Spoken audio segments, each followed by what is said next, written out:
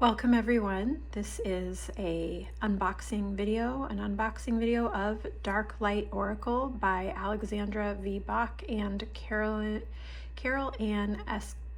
Eschenazi. Forgive me if I mispronounced it.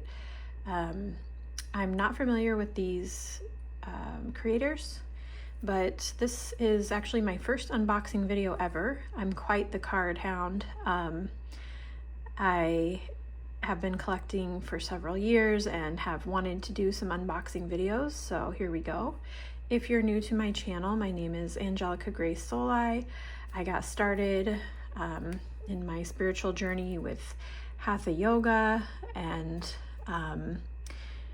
as part of my journey with meditation, I started getting into energy healing, light language, and now mediumship.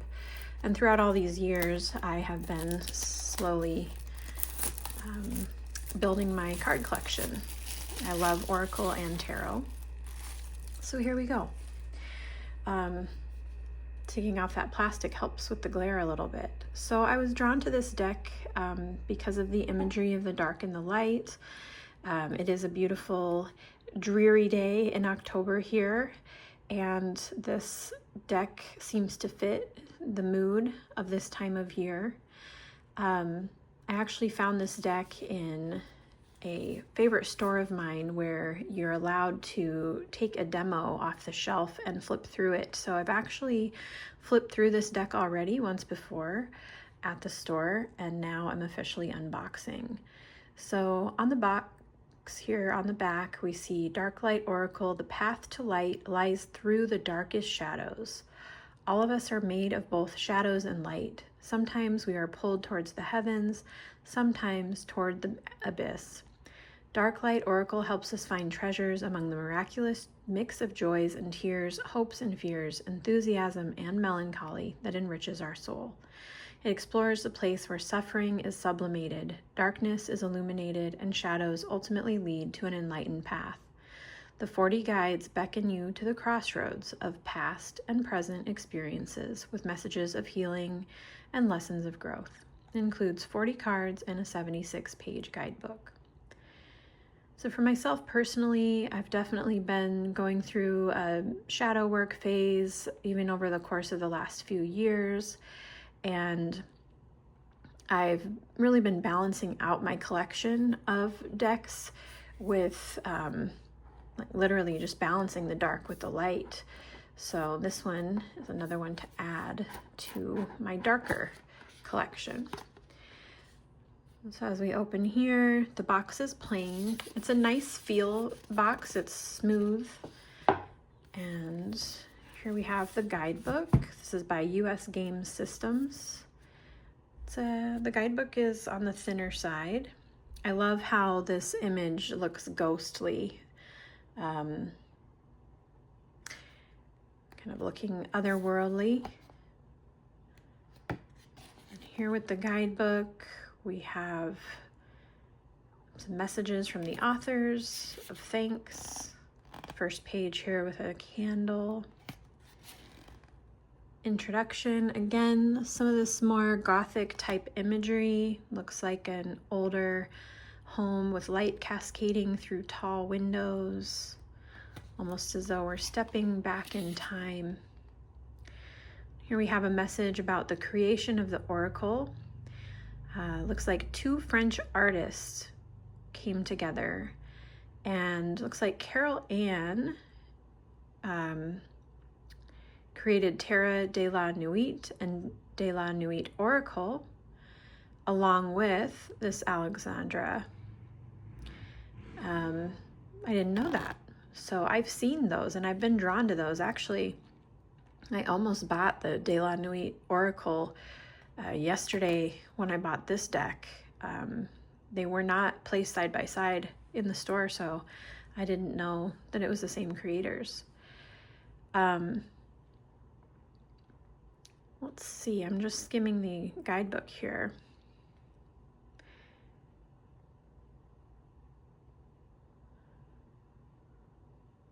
Just talking about how working with our fears as well as our hopes, working with the mix of dark and light can help us to transmute darkness and come to a more enlightened place. We have a reference here to crossing a new threshold. A message that your journey with this oracle will bring you to places that can be frightening at first, but to not shy away.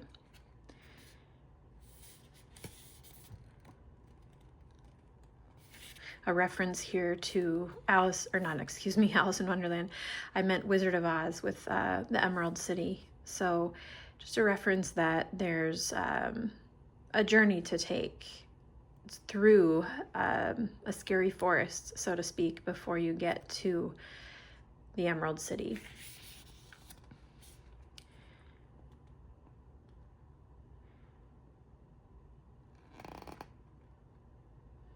So it looks like with each card you get a message, but you also receive an affirmation.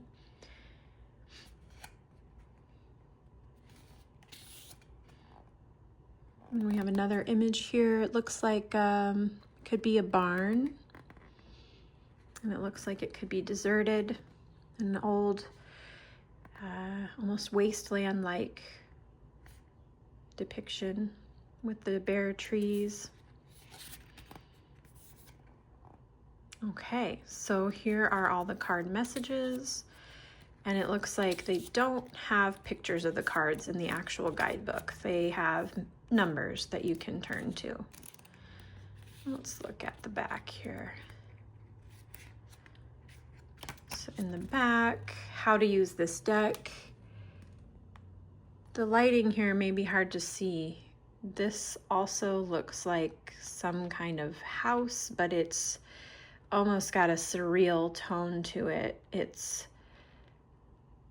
a dreamlike scene in the clouds.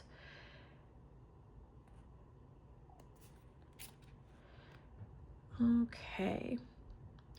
Suggesting here that before doing readings that you really get acquainted with this deck, get to know it.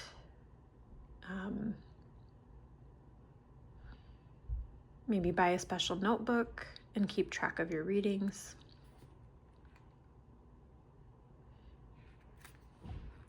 Got a couple of spreads, a simple spread here for a message or lesson to learn today, a past, present, future spread, and a relationship spread. And then on the right, we have a 12-card spread for the year, for each month. We have the dark light spread, 7 cards. So it looks like there's a dark card of the situation, light card of the situation. What must absolutely not be done, what should be done, and key to the mystery. Here we have another beautiful black and white rendition. Again, it's got this dreamlike quality, and it looks like a rustic, rundown castle, perhaps. I'd be curious to know if this artwork is original. Unfortunately, with the onset of AI, I start to question everything, but it feels original. Let's see. More about the artist. Yeah, so she's a digital artist.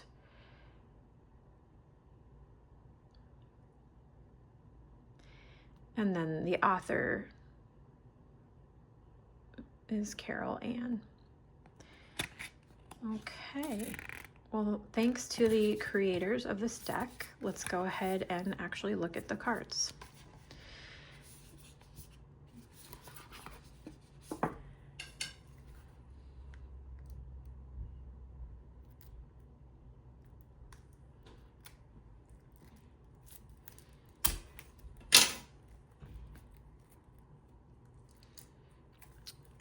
I've noticed some readers who like to do edgings on their decks, and I had the thought that This might be a deck that would be fun to make a creative edging for, just literally painting the edges a color. The edges here are plain white. I love the decks that have like a silver edge or like something shiny, but a purple would be nice, as we have this first card, purple, the threshold, shall you dare, with a raven and some skulls. Looks like she is standing at that threshold, almost like a portal to walk into. She has skulls that may be symbolic of the past and things that she's leaving behind. She has this bird as a guide, and she has a sword there as well to take with her. There's so much symbolism there. And it looks like it's dark and cloudy, and yet there's some light around her too, that she may be walking into a lighter place. Perhaps taking the knowledge she's gained with her. The next card, we have air, purify yourself. Looks like, makes me think of like a Japanese temple style. I'm not sure what that would be called. And forgive me if it's not Japanese, it could be different culture. It looks like these almost look like poppies down here. I'd be curious what these flowers are. Again, that dark light imagery showing up on every card. We have water, what you feel. Beautiful blue colors here. Earth, you gain what you work for. And here we see that artwork that we saw within the guidebook. We can see it a little bit better here. This, what looks to be almost like an abandoned home or barn.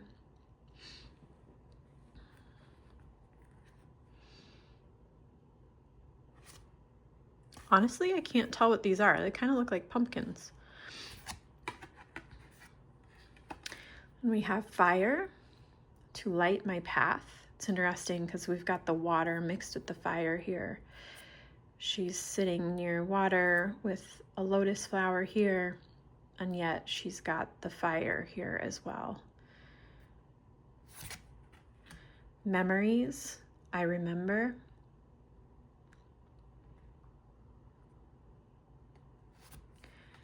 Playtime, fun is calling you. Looks like Pan with his instrument.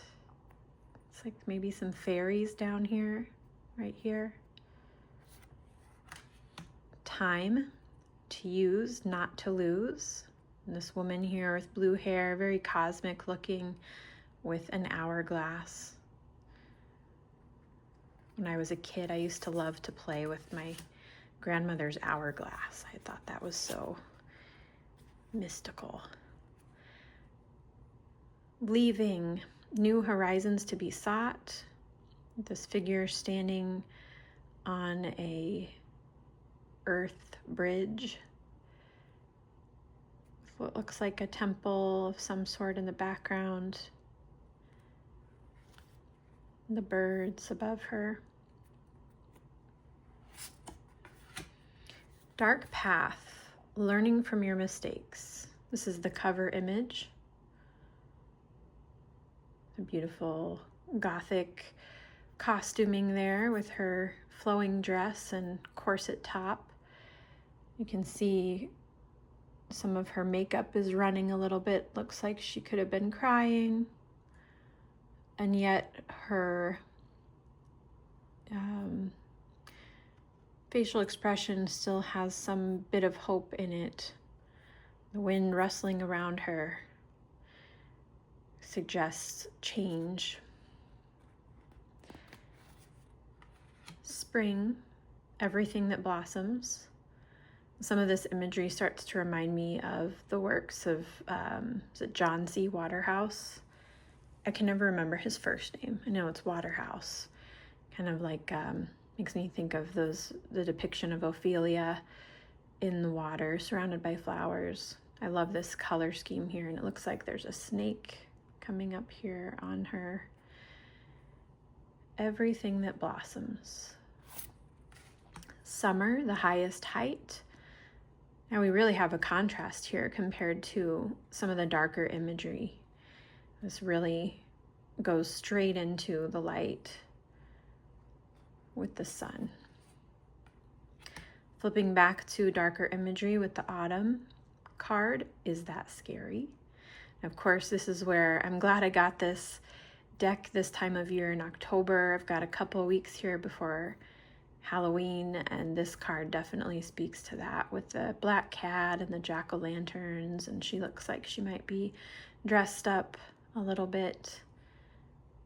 So probably something about facing fears here. And we have winter, frozen hearts. Again, these color schemes really popping with the dark and the light, the red against her white skin.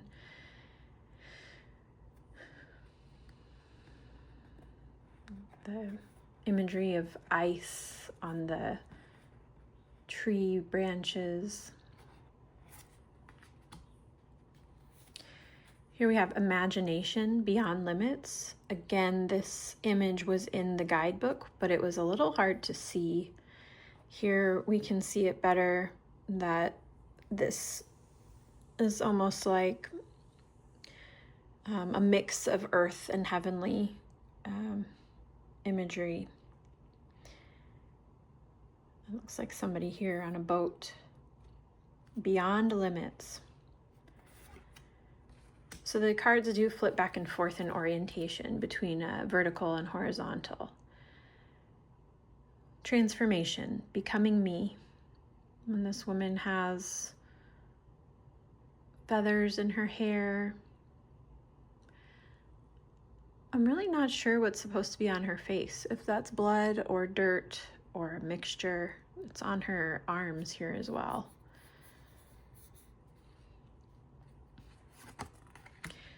Nightmares in the dark of the night. We have this image that might make you think of a nightmarish figure.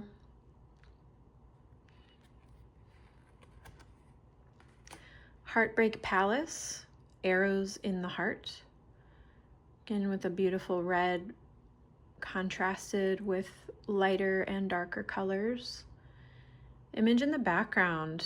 I'd be curious to see what the guidebook says about this and what that man is supposed to be in the background. Heartbreak Palace. So it speaks to probably a breakup or some other kind of heartbreak.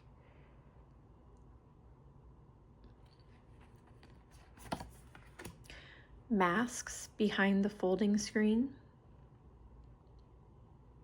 That's an interesting one.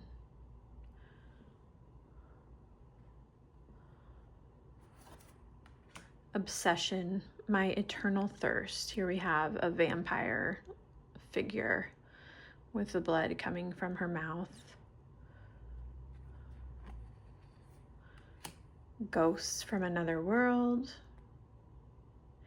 Of course, this could be more figurative, not necessarily a reference to spirit communication, although perhaps.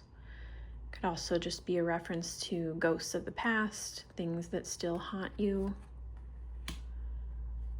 The forest, trust your compass. And we have what looks like a mermaid here, which I don't usually associate with the forest, but I've noticed kind of a mix of things here. She's holding a skull. So maybe seeing a mermaid, you know, in a place we don't normally see a mermaid. Earlier we had like the image of a woman in water mixed with fire, so I see a mixture of elements. The mirror. This gives a sort of fairy tale feel, perhaps a reference to any kind of magic mirror that we see in fairy tales. There's magic mirrors in Beauty and the Beast. There's a magic mirror in Snow White. This figure also looks a little bit like Cinderella in a way, just in the style of her gown. It's interesting, on the other side, there's this sort of ghost-like, even perhaps godly-like figure. And the face is very blurred. It's very hard to see if that's supposed to be her or another type of being. It does say escaping my own image.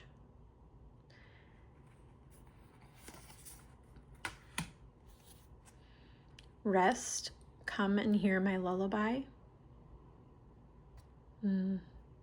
Just looking at this photo evokes like a sense of calm and comfort.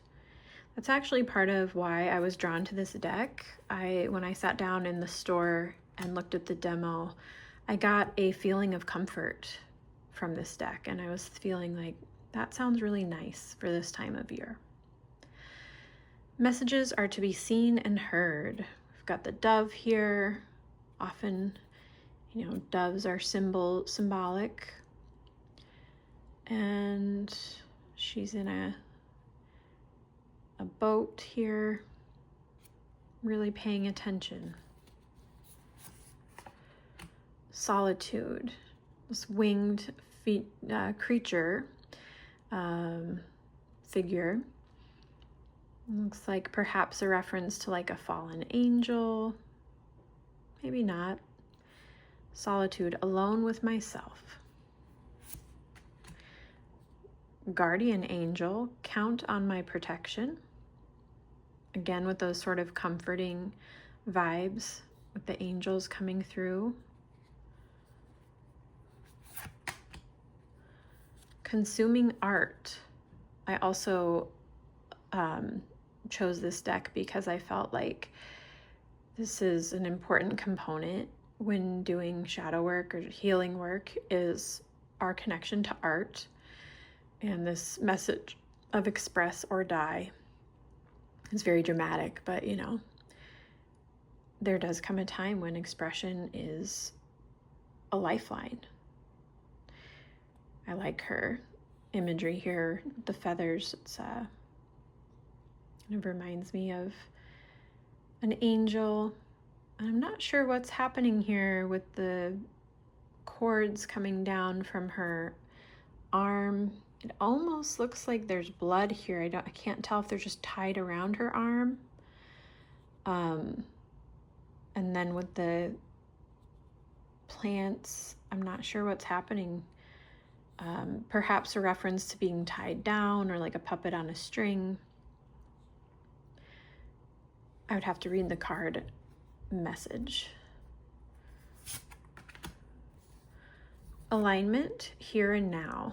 Again, some more like Japanese imagery. We've got the cherry blossoms. She's got her sword. Full moon, dark lighted magic in the air. I love this glowing necklace that she's wearing here.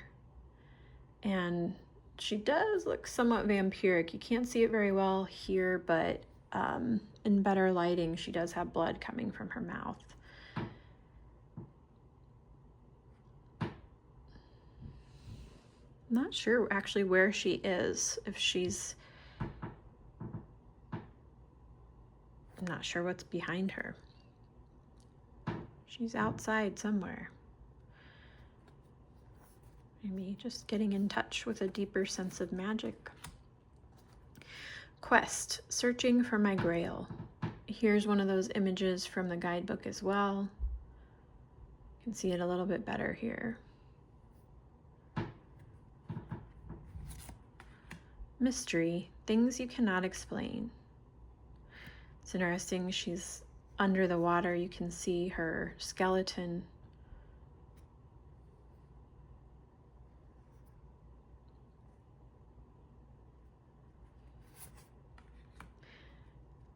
This is the cover of the guidebook. The image that I said was kind of ghostly looking, and you can see here a little bit better that she is standing in front of a ship, almost like the mast of the ship, and behind her are the sails. Far off lands are awaiting. The gift, the treasure inside. It's giving inner child vibes. There's a little fox down here, more playful. I think we've got another animal down here. And she's playing around a little bit. And now we flip to dangerous passion, red as a bleeding heart.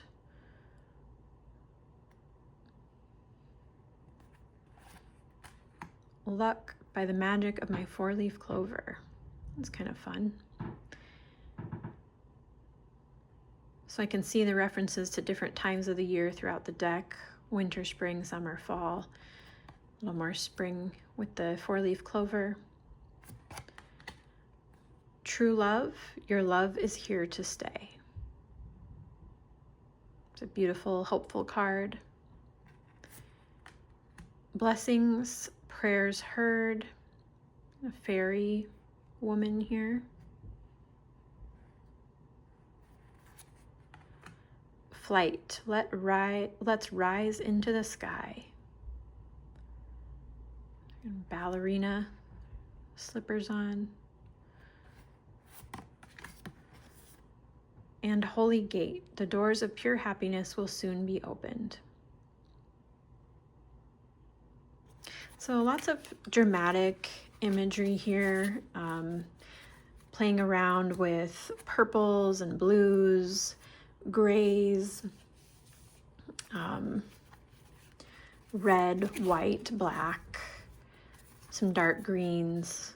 The back of each card is this purple, sort of iridescent, glowy flowers. And the letters here are just copyright US Games. So I'm going to do a little shuffling. I'm going to set an intention today. One intention is that whatever card we pull helps us to get to know this deck better, to understand what types of messages it brings and how to work with it.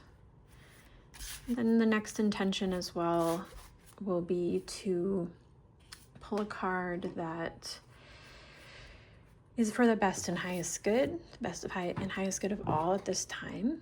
Oh.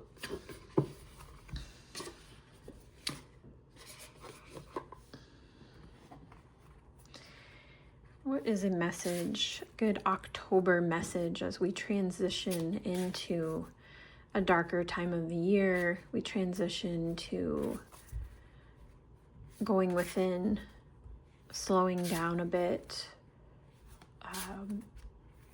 watching the leaves change.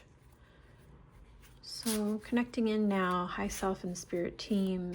What is a beautiful collective message right now that will help us better understand how to work with this deck and work with the energy of transition into fall, this October 2025. And if anyone's watching this later, any time in the future, time of transition, thank you, thank you, thank you. Masks.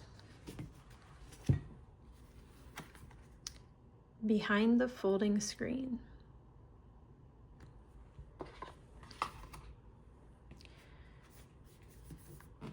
Number 19.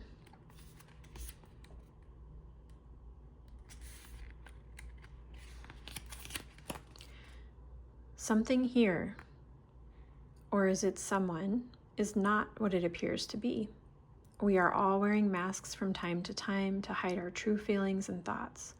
But today I'm coming to warn you that you should be very careful. People are not always telling you the truth. Duplicity. Manipulation, deceitfulness, and hidden matters are all around you. Stay on your guard. Don't rush into things. Don't take anyone at their word. Sharpen your powers of perception and try to find what is really taking place behind the scene.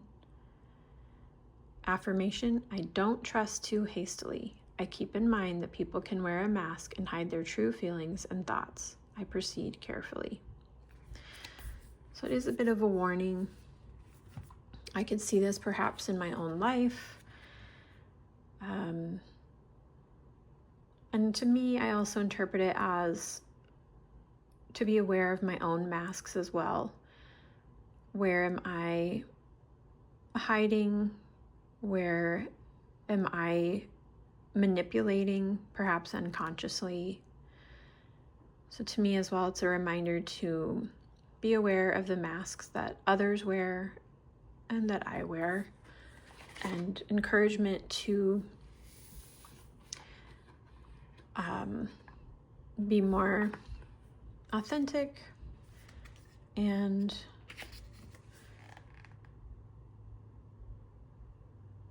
proceed carefully, as the card suggests. I'm going to pull one more card today. So I see that card as also showing us how to work with this deck, that if we are in a situation that feels a little treacherous, or we're unsure, maybe we have a bad vibe about something, it could be a deck to help us through that, maybe to give us some messages. Okay, we'll do one more today. Again, what is a card to help us with the transition season into fall?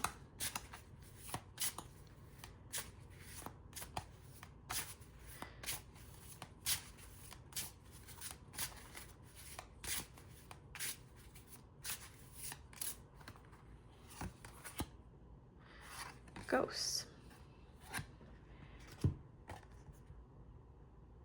From another world.